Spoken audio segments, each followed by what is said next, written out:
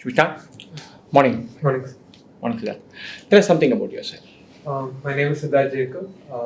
I have graduated from the Indian Institute of Science, Bangalore in 2019. I did my BSc in Mathematics, and before that I did my schooling in Chennai. And I had a passion for math as a kid. So I wrote the KVPY exam and I got into IISc. What is this KVPY exam? It's full form is Kishore Vaigyanik Protsahan Yojana.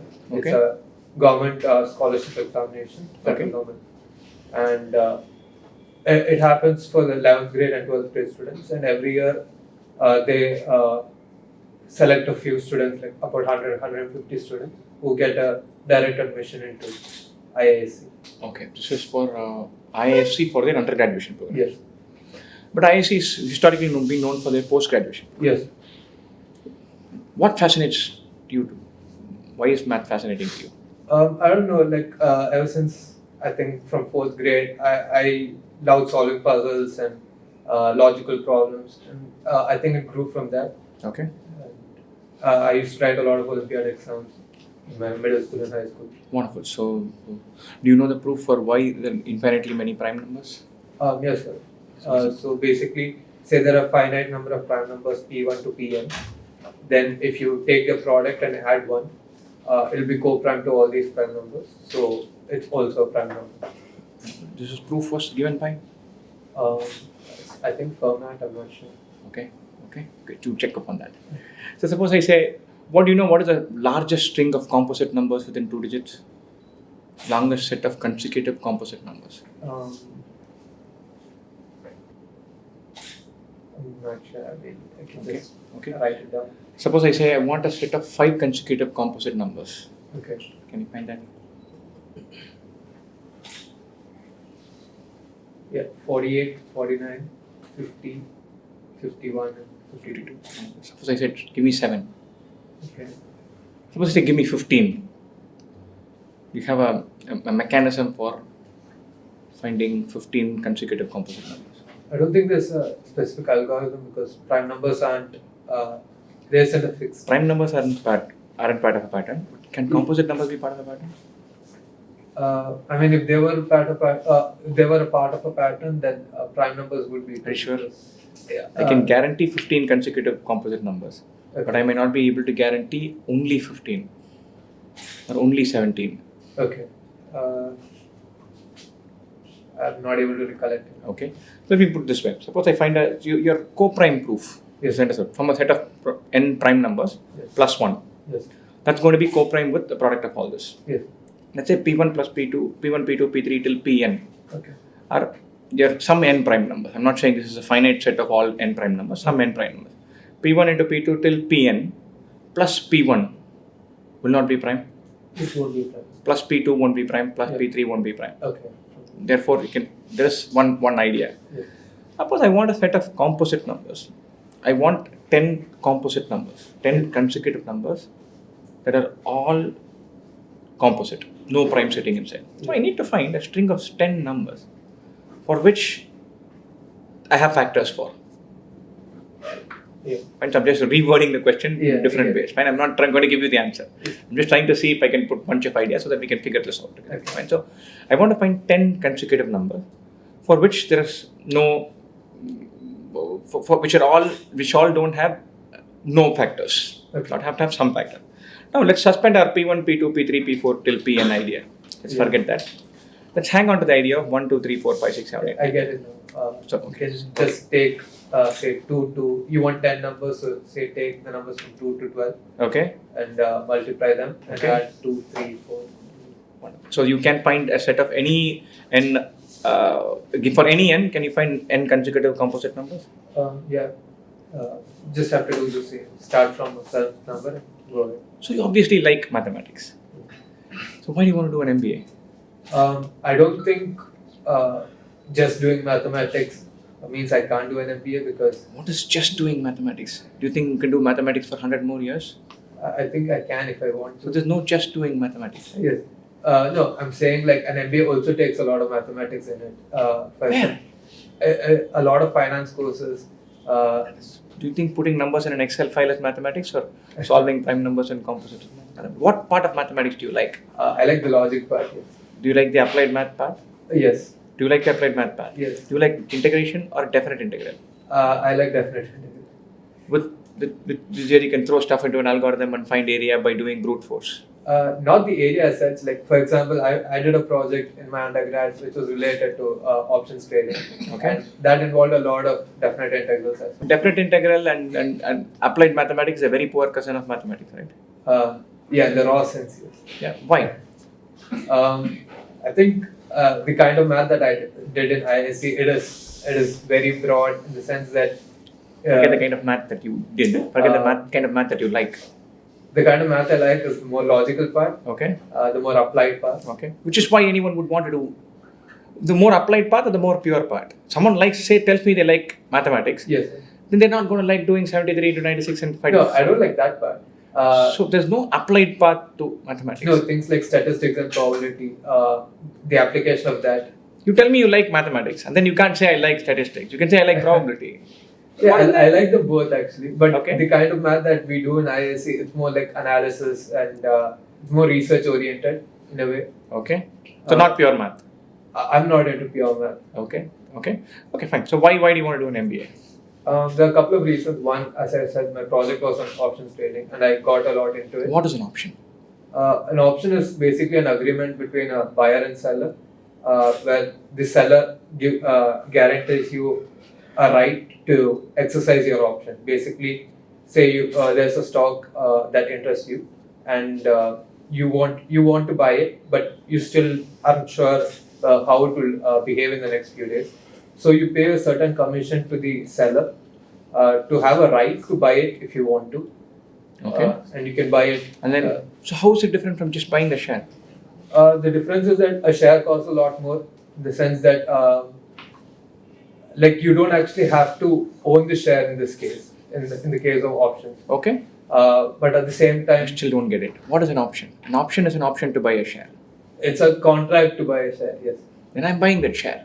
But you still don't know whether, like right now, suppose there's a ABC share and you don't know how it would behave in the next Nobody few knows days. how it will behave. Yeah, but there could be certain events by the company that Okay. could change the value of the price. Always. Yes. For any stock, all the time. Yeah, so in order to make a profit, Okay. you wouldn't, if you're not that sure about how the event would translate to the price of the stock, Yeah. you don't want to buy the share unnecessarily. Nobody wants to. Yeah. No, I'm still struggling to understand how an option, what is the definition of an option? An option, it just gives you a right to buy. You don't actually have to buy the share. Okay. So in case in the next 10 days, suppose the company failed to up the price, you don't actually have to buy the share. But whereas So the guy who sold me the option, he'll have his share also with him. he'll have a share and It's a brilliant deal for him. He's already sold me some options, but he doesn't have to give me anything. Yeah, but at the same time, if the price does go up, he's on a loss. Why is he at a loss? Because he just gets the commission price, Okay. which is a very small amount when compared to Okay. how the price changes. So option is effectively one part of that one party to the transaction can choose to not exercise it. Yes. The other party is bound to exercise it. If The seller has to exercise if the buyer asks for it. Yes. But the buyer can say, okay, if it is at this price, then I don't want it. Yes. Is there an option? Can you buy an option to sell also? Yeah. There's a put and call option. Okay. What is put? A call option is basically the right to buy, and the put option is basically the right to sell the option. Okay. So where does the math come into this? So there is this model called the Black-Scholes model. It's based on a certain field of calculus called the IITM calculus. It's very complicated. So the Black-Scholes model is basically a log normal distribution for the share prices, and it's been extensively used even now. Do traders use it? I'm not sure if they do to the extent. It's a theoretical thing. It's a theoretical thing, yes. But traders really don't use it.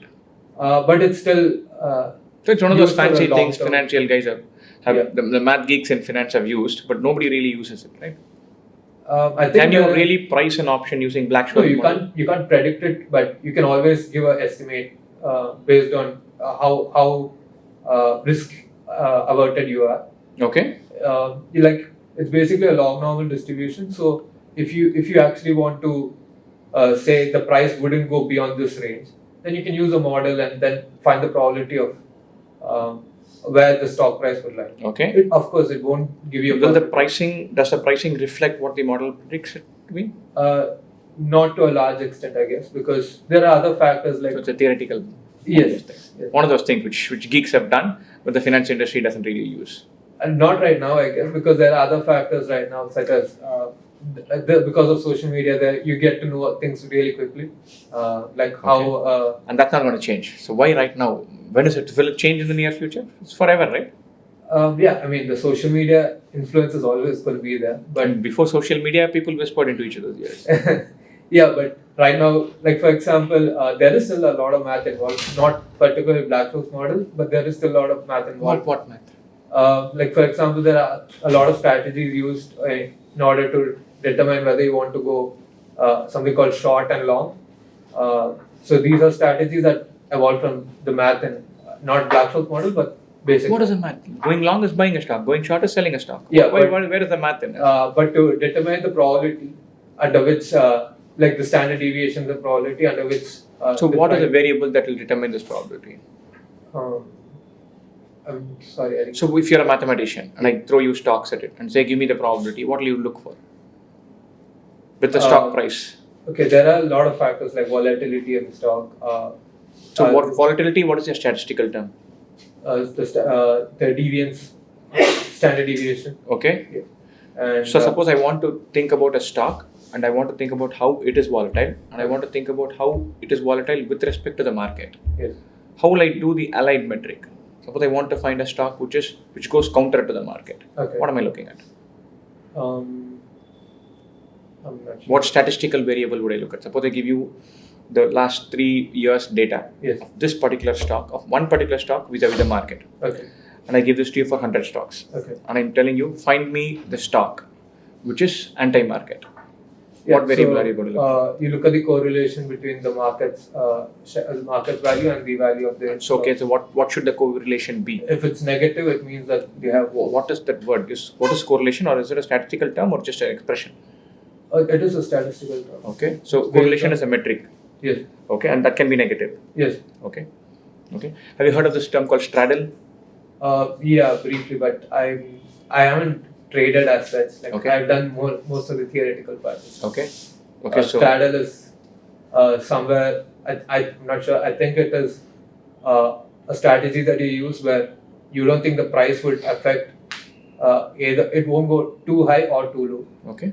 And, so narrow range of volatility. Yeah. So what kind of stocks will you think a straddle will work for? Boring stocks or exciting stocks? Boring stuff. Okay, that's all I wanted. Fine, sir. Okay, so see, what do you want to do in your MBA?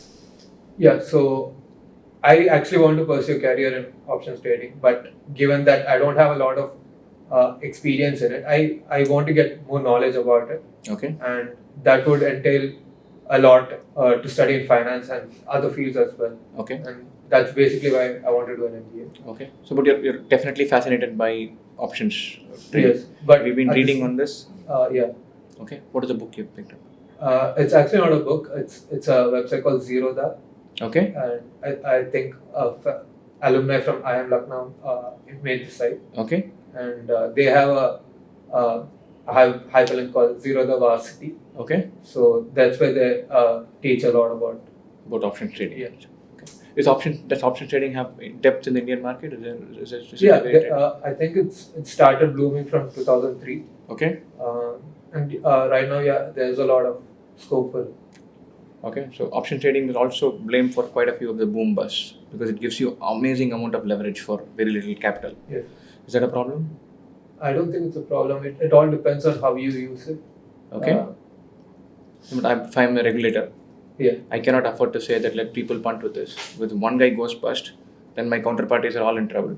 Yes. So should I clamp down on options trading per se? There is actually a heavy regulation on you can't just get away with things like even if you do go broke, you need to have a certain amount of money before you even start the trading. Okay. So there is a lot of regulation based on that. Okay.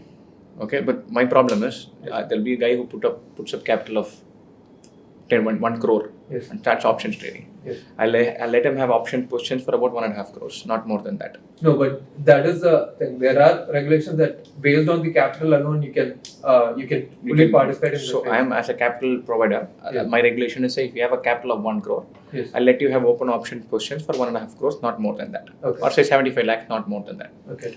Then I later find out that is 1 crore was debt funded. Okay. 90 lakhs are borrowed. Yes. Then he goes bust. All his counterparties are crashing. Okay. That is my problem. So option trading allows so much leverage, Yes. and I don't want that much leverage in my system. Okay. So should I clamp down on option trading or no? I think a better regulation should be there based on finding out where his capital is coming from. Okay. Things like debts and other stuff. Other than I think that should be ignored and it should be more like an accounted for money. Okay. Is IISc a fun place to study at? I'm not sure. Okay. Why? Yeah. I think it's more for more like a place where you do your masters rather than your undergraduate. Okay. How many undergrads are there? 4 years together, it's 400 to 450. But all only math and physics. It's all science subjects: physics, chemistry, math, bio, material science, and earth science. But it's a PG place, so you feel out of place in that. Kind of, yeah, because there are like around 3,500 PG students and just 400 UG students. Where do you work? Right now, I work in a charter accountant company. So basically, I do a lot of GST and now I've started a bit of IT work. Okay. But you're not doing anything related to options trading. Not yet. That's your hobby. Kind of. What is your main day-to-day job? What do you do in that? So basically, filing the GST1, GST reconciliation of GST2A. Okay. What is GST2A? Say I have an employee and his salary is say 50,000. Instead of paying him 50,000, I pay him say 40,000 and 10,000 is say the tax that has to go with it. Okay. I pay that to the government. Okay. And this is to ensure that it is a legal transaction. So the government knows that it's a legal transaction. Okay. And now What is illegal in paying an employee? No, there's nothing illegal, but there are people who simply say that say his salary is 50K, but in their books they just write it as 1 lakh to get away with tax. Okay. So the 10,000 that the employee has to get, he gets it from the government. That's his credit. From where? So you pay him 40 and you pay the government 10. Yeah, and the employee has to get the 10 from the government. Okay. Why would the government? So the government pays a part of the salary. Yeah. So no, it's actually money that the employer has to give to the employee. Okay. But it gets routed through the government. Yeah. Why would we want to do that? To ensure that the transaction is legal. Because there are people who say that the salary is 50K, but they don't give it. They give something more maybe. And I can still do that, right? I can say my salary is 50K. Yes. Give 40 to the guy. Yes. Give 10 to the government. Yes. And give another 50 to the guy. I'm just saying, how are you bypassing this? You want me to say, book it as 50 and pay him 100. Okay. I So saying- think I'm getting confused. Okay. What do you do in your free time? I listen to music and I watch a lot of TV shows. Okay. What's your favorite TV show? It's a show called Dark. It's a show on Netflix. You should need to name something that we know. Keep moving. After Dark. I used to be a fan of Game of Thrones, but after last 2 seasons, not anymore. Okay. So you got disappointed with Game of Thrones. In the end, yes. Okay, but the first few seasons were good. Yeah. So do you think the books would have made justice? The last book is not out. Not out. Not out before but, the. J.R.R. Martin says that it's not going to be like the show. So Okay. I do have some hope. So do you read the books? No, I haven't. Okay, you just watch. Yes. So do you pirate? No. Okay. How do you watch? I was on Hotstar. Hotstar. So you start watching now, not 3 years ago. No, I started watching in college, Okay. and we had the shows already being telecast Okay. in college. And then it came on. It now comes on. Uh, So who's your favorite character? I think Tyrion Lannister. Is it Why? Yeah. Yeah. Why? I think he went Even I through a like lot, and he went through a lot, but he always stood for what was right. And What? I He's the guy mean, who kills his father. Yeah, for reasons like his father wanted to kill him in the first place. Incidental. It's not incidental. Like they blamed him for things that he wasn't responsible for. For example, like the death of his mother, which Okay. Things that he couldn't. But he also has blood on his hands, right? He does a lot of Everyone- crazy things. Everyone does, yeah. He's not like he stands for what is right either. I think towards the end he evolved a lot as a character when compared to the first season where. That's because he doesn't get killed. That's a major problem with some of the characters. Yeah, that's true. Okay. Okay. And there's another character, Theon Greyjoy, who had a really good arc at the end, especially where he redeemed for his crimes. That's a spoiler. I've not watched it yet. Oh, sorry. Any other questions you have? No, in fact.